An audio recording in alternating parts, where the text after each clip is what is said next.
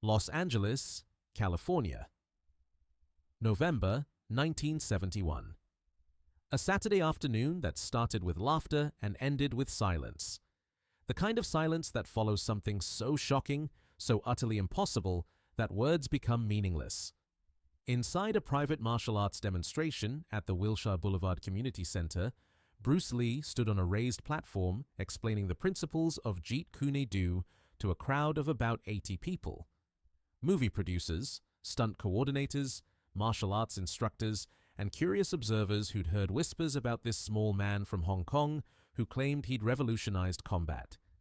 Bruce wore simple black pants and a gray tank top, his compact frame moving with that distinctive fluidity that made every gesture look effortless. He was mid-sentence, explaining how traditional martial arts had become too rigid, so too focused on forms instead of function, when the door at the back of the hall opened. Heavy footsteps echoed across the wooden floor. Every head turned. The man walking down the center aisle was impossible to ignore. 6'4", 240 pounds of pure military muscle. His haircut screamed active duty, high and tight, not a strand out of place. He wore civilian clothes, jeans, and a tight black t-shirt that showed every contour of a body built for maximum combat efficiency, but everything about his bearing said warrior. His name was Jack Morrison, and he was a Navy SEAL. Not just any SEAL, but one who'd completed 2 tours in Vietnam, a man who'd survived situations that would break most people, a combat veteran with confirmed kills and decorations for valor. So he'd trained in hand-to-hand combat with the most elite instructors the military had to offer. He'd fought in jungles, in villages, in close-quarters situations where one mistake meant death. And he'd heard enough about Bruce Lee to make him curious, skeptical, and more than a little annoyed. Jack walked until he was standing directly in front of the platform, maybe 15 feet from where Bruce stood. The demonstration had stopped completely now. Bruce looked down at this massive man, his expression neutral, reading the situation with that immediate assessment that marked true fighters. "Can I help you?" Bruce asked, his voice calm, that slight Hong Kong accent, making each word precise. Jack crossed his arms, and the movement made his biceps swell to the size of most men's thighs. On his face wore an expression somewhere between amusement and contempt. "I've been hearing a lot about you lately," he said, and his voice had that particular quality of someone used to being obeyed. Bruce Lee, the martial arts master, the philosopher, the man who supposedly revolutionized fighting. Bruce remained still, watching, waiting. "You have a problem with what you've heard?" "Not with what I've heard," Jack replied. "With what I'm seeing. You're standing up there talking about real combat, about efficiency, about what works in actual fights. But looking at you, man, you're what? 135 pounds? Maybe 140 if you ate a big breakfast.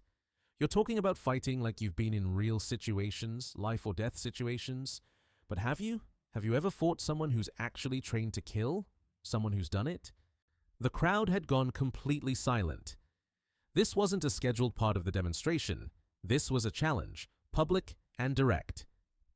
Bruce's expression didn't change. "You're military," he observed. "Navy SEAL," Jack confirmed, and there was pride in his voice. 2 tours in Vietnam. I've trained in every combat system the military teaches. I've fought men who wanted to kill me, and I've survived because I'm bigger, stronger, and better trained than they were.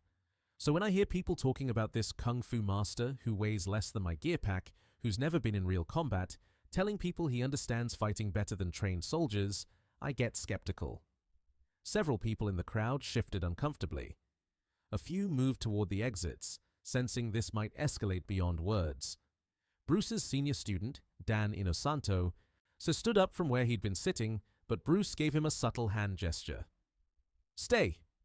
Dan sat back down, tense, ready to intervene if needed. "What's your name?" Bruce asked the SEAL. "Jack Morrison." "Well, Jack Morrison," Bruce said, his tone still calm, almost conversational, "I appreciate your skepticism. You're right about several things. I weigh 138 pounds, not 140. I've never served in military combat. I've never been in a jungle firefight or a situation where enemy soldiers were trying to kill me. So your assessment is partially correct." "Partially?" Jack's eyebrow raised. "Which part am I wrong about?" The part where you assume size and military training make you superior in all combat situations, Bruce replied. You're trained for warfare, for team tactics, for weapons, for survival in hostile territory. These are skills I respect deeply. See, but what I teach is different. Not better, not worse, just different. It's about understanding the human body's capabilities and vulnerabilities at a level most military combat training doesn't explore. Jack laughed, and it wasn't a pleasant sound. Man, I can bench press over 300 pounds. I can run 5 miles in full gear without breaking a sweat. I've grappled with men bigger than me and put them down. I've taken punches that would hospitalize normal people. You're telling me that understanding body mechanics or whatever philosophy you're selling is going to overcome that? I'm saying, Bruce replied, that in a real confrontation between us, your size and strength would be irrelevant. The crowd gasped. Someone in the back whispered, "Oh my God." Dan Inosanto closed his eyes, knowing what was coming. When Jack Morrison's face went from amused to genuinely angry. His jaw clenched, his shoulders squared, and he took a step closer to the platform. "You want to say that again?" "I'll say it slower," Bruce offered, and his tone carried just the slightest edge now. In a real confrontation, your physical advantages would not save you. Not because you lack skill or courage, but because you've been trained to fight in ways that leave specific vulnerabilities. Vulnerabilities I've spent my entire life learning to exploit. Jack stared at Bruce for a long moment, and everyone in that room could feel the tension crackling like electricity before a storm. Then Jack smiled, but it was the smile of a predator who just decided to stop playing with his food. "All right, little man," Jack said. "Let's test your theory. You and me, right now, right here.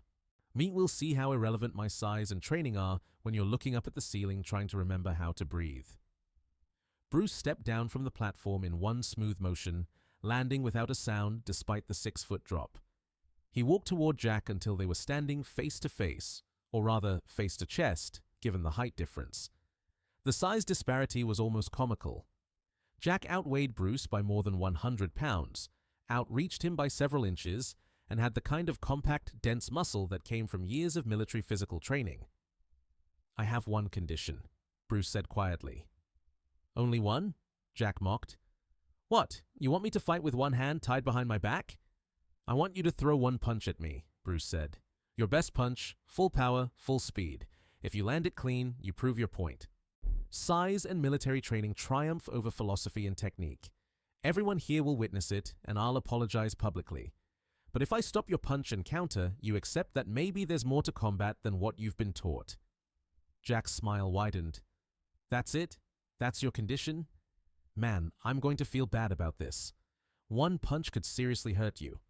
Bruce's expression remained unchanged. "I appreciate your concern, but I'm confident in my assessment. One punch. Do we have an agreement?" The crowd had pressed back now, forming a rough circle around the two men, giving them space. Someone had pulled out a camera, an expensive-looking film camera, understanding that whatever happened next would be worth documenting. Jack looked around at the witnesses, then back at Bruce. He rolled his shoulders, loosening up. Hairpin and his neck cracked audibly as he tilted his head side to side. "All right, philosopher," Jack said. "One punch, but I'm not holding back. I'm going to throw my best shot, and when you wake up, maybe you'll rethink talking about things you don't understand." "Don't hold back," Bruce confirmed. "I need you to be completely committed to the attack. Otherwise, the demonstration won't be clear." "Demonstration," Jack repeated, shaking his head. "Man, this is going to be a demonstration, all right. A demonstration of what happens when theory meets reality." He took a fighting stance, and everything about his positioning screamed professional training. Feet shoulder-width apart, weight distributed evenly, hands up in a modified boxing guard, chin tucked, core engaged. This wasn't some bar brawler or weekend warrior. This was a man who'd been taught to fight by the best instructors in the world, who'd refined those teachings in actual combat situations where mistakes had permanent consequences. Bruce stood completely relaxed, hands at his sides, weight on his back leg, looking almost casual. To anyone watching who didn't know better, he looked unprepared, vulnerable, like he was about to make a catastrophic mistake. Dan Inosanto knew better. He recognized that stance, that seemingly casual positioning. It was Bruce's intercepting posture, the foundation of Jeet Kune Do, the position from which he could explode in any direction with maximum speed and minimum telegraphing. Jack began to shift his weight, preparing to throw his punch. He was going for a straight right cross. Bruce could see it in the minute adjustments of his shoulder, as the slight rotation of his hip, the way his rear foot dug in for power. Military training was thorough, but it also created patterns, and Bruce had spent years learning to read those patterns. "Here it comes," Jack announced, and maybe he thought he was being fair by giving Bruce a warning. Maybe he thought it would make the inevitable knockout more sporting. Then he threw the punch. It was a perfect military straight right, technically flawless, with his full 240 pounds behind it. The kind of punch that had probably dropped multiple opponents in his military career, the kind of punch that would absolutely put a normal person in the hospital if it landed clean. His fist launched forward like a piston, covering the distance between them with frightening speed. It would have landed in approximately half a second, maybe less. But Bruce Lee didn't need a full second. What happened next occurred so fast that most of the crowd couldn't process it in real time. They would need to discuss it afterward, compare notes, try to piece together the sequence of events like detectives reconstructing a crime scene, because Bruce moved in a way that violated their understanding of human reaction time. As Jack's punch extended, Bruce's entire body shifted. Not backward, not sideways, but forward and slightly to the right, slipping inside Jack's guard in the microsecond gap between the punch's launch and its full extension. His left hand rose in a motion so economical it barely seemed to move, intercepting Jack's extending arm at the elbow and redirecting it past Bruce's head by perhaps 2 inches. Simultaneously, Bruce's right hand shot forward, so traveling maybe 6 inches from its resting position near his hip, and struck Jack Morrison directly in the solar plexus. The impact made a sound like a baseball bat hitting leather. Jack's forward momentum, all that mass and power he'd put into his punch, suddenly had nowhere to go. His fist sailed past Bruce's head, hitting nothing but air. His body, expecting to drive through a target, instead met an immovable object in the form of Bruce's precisely placed counterstrike. The effect was catastrophic. Jack Morrison, hardened Navy SEAL, combat veteran, a man who'd taken punishment that would break lesser humans, made a sound that was half gasp, half cough. His eyes went wide with shock and confusion. His mouth opened, but no air came out. His body, which moments before had been a coiled spring of military-trained muscle, suddenly lost all structural integrity. His knees buckled, his arms dropped to his sides, useless. He stumbled backward 3 steps, trying desperately to draw breath, and then he went down. Not a dramatic collapse, not a knockout punch fall, but more like a controlled demolition, his body simply deciding that remaining vertical was no longer an option. He landed on his back, both hands clutching his midsection, his face a mask of absolute confusion and pain. The entire sequence, from the moment Jack's punch launched to the moment his back hit the floor, took 6 seconds, maybe less. The gym was absolutely silent. No one moved. No one spoke. They were all trying to process what their eyes had just witnessed. This 240-pound Navy SEAL, this combat veteran, this man who'd survived actual warfare, was lying on the floor of a community center, unable to breathe, put there by a man who weighed 100 pounds less and hadn't moved more than a foot in any direction. Dan Inosanto was the first to break the silence. He walked quickly to where Jack lay and knelt beside him. "Can you breathe? Focus on breathing slowly. It will pass." Jack's mouth was working like a fish out of water, his diaphragm frozen by the precise strike to his celiac plexus. After about 10 seconds that probably felt like an hour to him, he managed to draw a shallow, gasping breath. Then another. Slowly, painfully, his respiratory system remembered how to function. Bruce hadn't moved from where he'd stood. He wasn't gloating, wasn't celebrating, just waiting patiently for Jack to recover. His expression showed concern, not triumph. The crowd began murmuring now, voices overlapping in confusion and amazement. What just happened? Did you see how fast he moved? I didn't even see the counterstrike. The SEAL went down like he'd been shot. This can't be real. Jack managed to push himself up to a sitting position, still breathing hard, still clutching his solar plexus. He looked up at Bruce with an expression that had gone through anger and confusion and landed somewhere in the territory of profound respect. "What the hell did you do to me?" His voice was hoarse, barely above a whisper. Bruce walked over and extended his hand. Jack stared at it for a moment, then grasped it. Bruce helped pull the much larger man to his feet. "I intercepted your attack at the moment of maximum commitment," Bruce explained, his tone that of a teacher, not a victor. "When you threw that punch, all your power, all your structure was focused forward. So your elbow was extended, making it vulnerable to redirection. Your solar plexus, the celiac plexus specifically, was exposed. I struck it with focused force that disrupted your diaphragm's ability to function. Your nervous system responded by temporarily shutting down your respiratory control." Jack stood there, one hand still on his midsection, breathing more normally now, but clearly shaken. "I've been in firefights," he said slowly. "I've been hit by men who punch like sledgehammers. I've taken rifle butts to the ribs. But that," he gestured vaguely toward Bruce, "that was different. I didn't see it coming. I didn't feel it building. One second I'm throwing what I know is a perfect punch, and the next second I can't breathe and I'm on the floor. Because you committed fully to your attack," Bruce said. "That's actually a compliment to your training. You don't throw half measures. You put everything into that punch, which is exactly what you should do in combat. But that total commitment created a window, a fraction of a second where you were vulnerable. I simply exploited that window." "That wasn't a fraction of a second," Jack protested. I don't even know what that was. You moved before I even finished extending. How is that possible?" "Years of training to recognize patterns," Bruce explained. "Military combat training is excellent, but it creates certain tells, certain patterns that repeat. Your shoulder told me you were throwing a straight right a fraction of a second before your arm moved. Your weight shift confirmed it. By the time your fist started moving, I was already responding. It's not about being faster than the punch. It's about being faster than the decision to throw the punch." The crowd pressed closer now, everyone wanting to hear this explanation, wanting to understand what they'd witnessed. One of the movie producers in attendance, a man named Robert Wall, who would later work with Bruce on Enter the Dragon, spoke up. "Bruce, I've seen you demonstrate before, but I've never seen anything that fast. Can you break down what happened step by step?"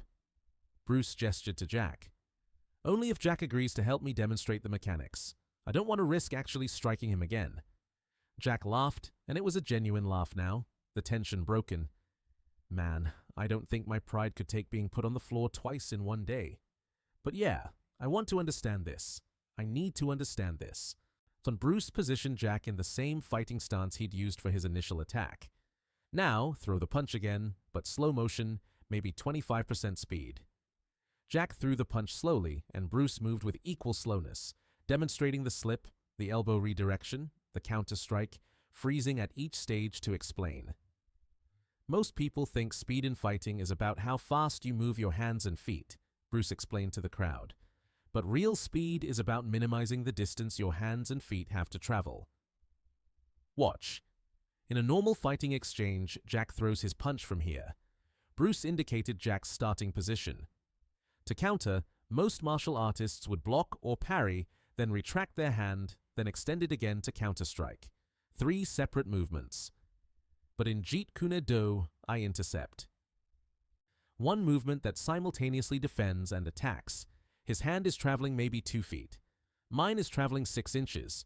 Even if he's faster, I'll arrive first because I have less distance to cover. "But the power," someone in the crowd called out. "How do you generate power from 6 inches?" "Because power doesn't come from the arm," Bruce replied. He reset his position, his hand near his hip, and placed his palm against Jack's midsection. "Watch my back foot." He shifted his weight, and you could see the kinetic chain activate.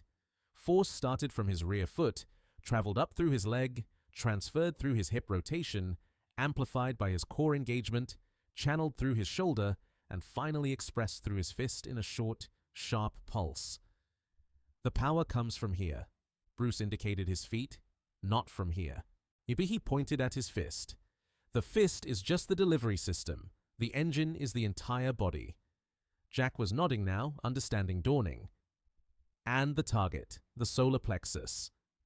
That's not just about hitting soft tissue, is it?" "Exactly," Bruce confirmed. "The solar plexus is where the celiac plexus nerves cluster. It's also where the diaphragm attaches, where rib structure transitions from rigid to flexible. Strike it correctly, and you don't just cause pain. You disrupt the body's ability to function. The nervous system gets overwhelmed and temporarily shuts down breathing as a protective response. So all that military training I have, Jack said slowly, all that size and strength I was so confident about, none of it protected me because you weren't attacking my strengths. You were attacking my structure. Your training is excellent for what it's designed for, Bruce said. Military combat, warfare scenarios, situations involving weapons and multiple opponents and chaotic environments, but it also created patterns, and patterns create predictability. What I've developed is a system specifically designed to exploit those patterns, not to replace military training, but to address its blind spots. Robert Wall, the movie producer, had been scribbling notes furiously. Bruce, this needs to be on film. People need to see this, not as entertainment, but as education. What you just demonstrated, the speed, the precision, the principle, this could change how people think about martial arts. Bruce shook his head. The demonstration itself isn't what matters. The principles matter. Anyone watching this on film would just see a man falling down. They wouldn't see the years of training, the understanding of biomechanics, the thousands of hours of practice that make this possible. They'd think it's choreographed or exaggerated. But we all saw it, Dan Inosanto interjected. 80 witnesses, including a trained Navy SEAL who has no reason to fake being defeated. That's not nothing. Jack Morrison had fully recovered now, his breathing normal, though his pride was clearly still processing the experience. He looked at Bruce with an expression that mixed respect, curiosity, and something like humility. I came here thinking I was going to expose a fraud, Jack admitted. I thought I was going to prove that real combat experience trumps philosophical martial arts. Instead, I just got a very painful education. Bruce smiled, and it was warm, genuine. Well, you're not the first person to make that assumption. Size and strength do matter in combat. Your military training is valuable and real. But combat has more dimensions than most people explore. What you learn today isn't that your training is worthless. It's that your training is incomplete. Can you teach me?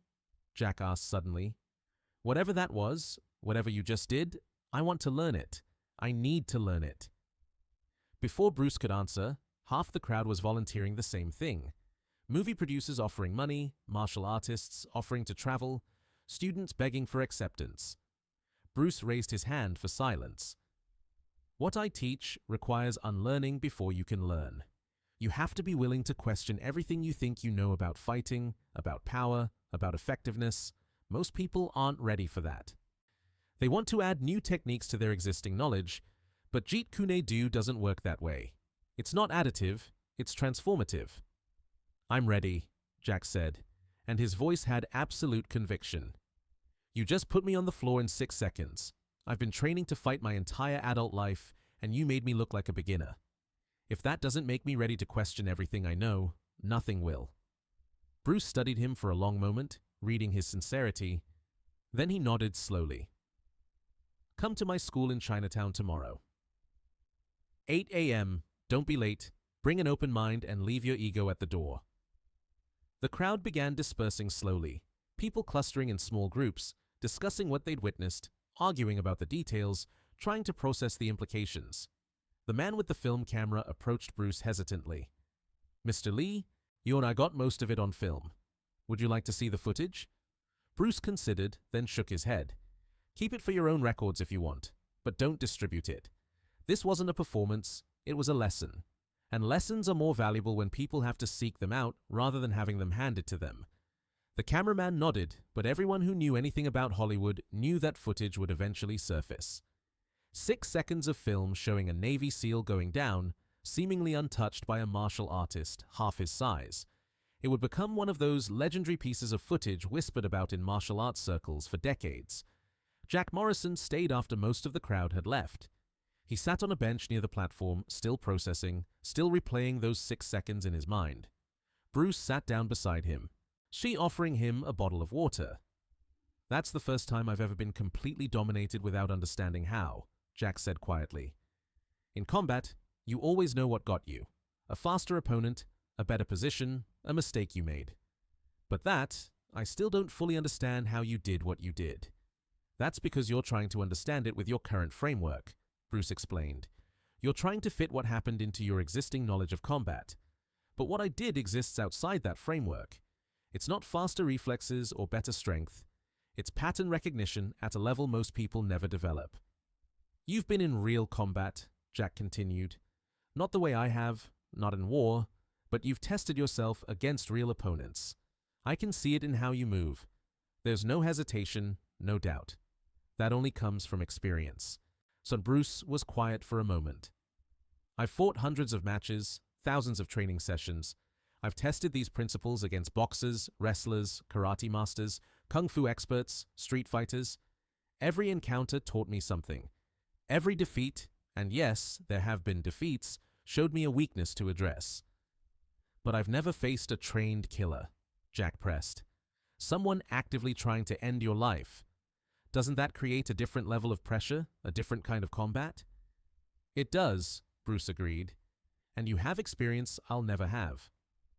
But consider this. You're trained for warfare, for scenarios with weapons and teammates and missions. Remove all of that context, strip it down to just two unarmed people in a room, and the principles change. What I've done is optimize for that specific scenario. One-on-one, unarmed, so close quarters. In that context, military combat training has limitations. Jack nodded slowly. I'm beginning to see that. The next morning, at exactly 8 a.m., Jack Morrison appeared at Bruce Lee's Junfan Gung Fu Institute in Los Angeles, Chinatown. He wasn't alone. 3 other military personnel had come with him, 2 Marines and an Army Ranger, all of them curious about what had happened, all of them skeptical until Jack showed them the bruise on his solar plexus, dark purple and extensive, from a strike that had lasted maybe a tenth of a second. Bruce put them all through a basic assessment, testing their reflexes, their pattern recognition, their ability to move without telegraphing intention. By the end of that first session, all 4 military-trained fighters were sitting on the floor, exhausted, humbled, and completely fascinated. So over the following months, Jack Morrison became one of Bruce's most dedicated students. He would later say that learning Jeet Kune Do was harder than SEAL training because it required more than physical conditioning. It required rewiring his entire approach to combat, unlearning reflexes that had been drilled into him over thousands of hours, replacing them with principles that felt unnatural until suddenly they felt like the only natural way to move. The story of what happened that Saturday afternoon in November 1971 spread through military and martial arts communities like wildfire. Different versions emerged. Some claimed Bruce had used a pressure point technique. Others said it was pure speed.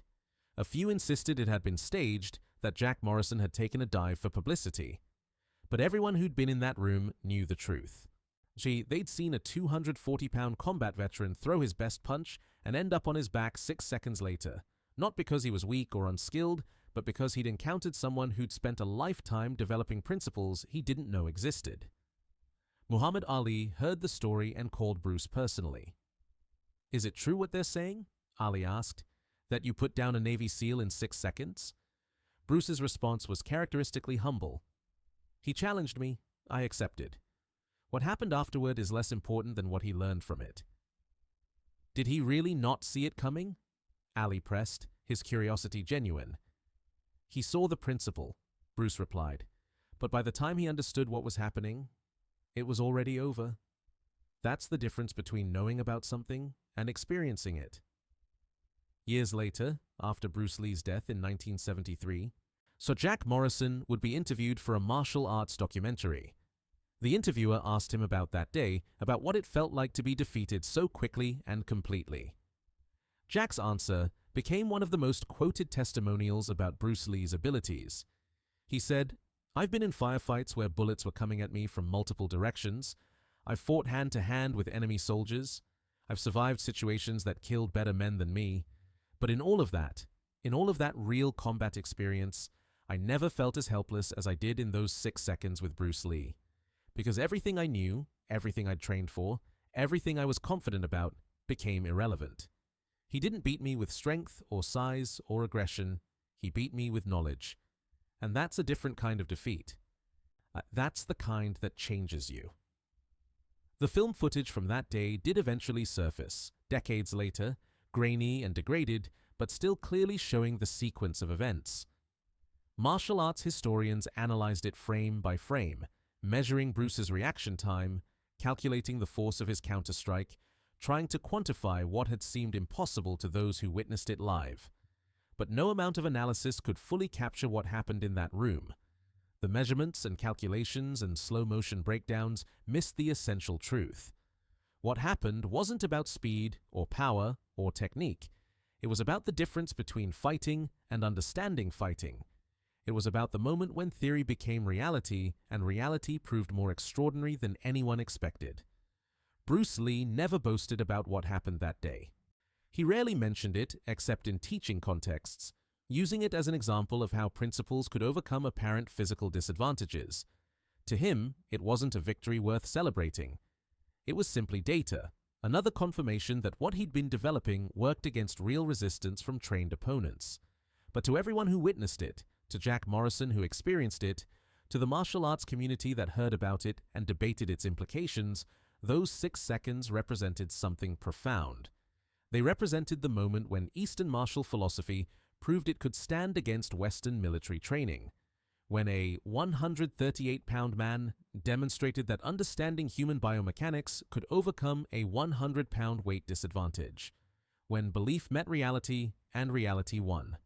And perhaps most importantly, what they represented the moment when a Navy SEAL trained to never back down, never surrender, never admit defeat, sat on a gym floor and said 5 words that changed his life forever. "Teach me how you did that."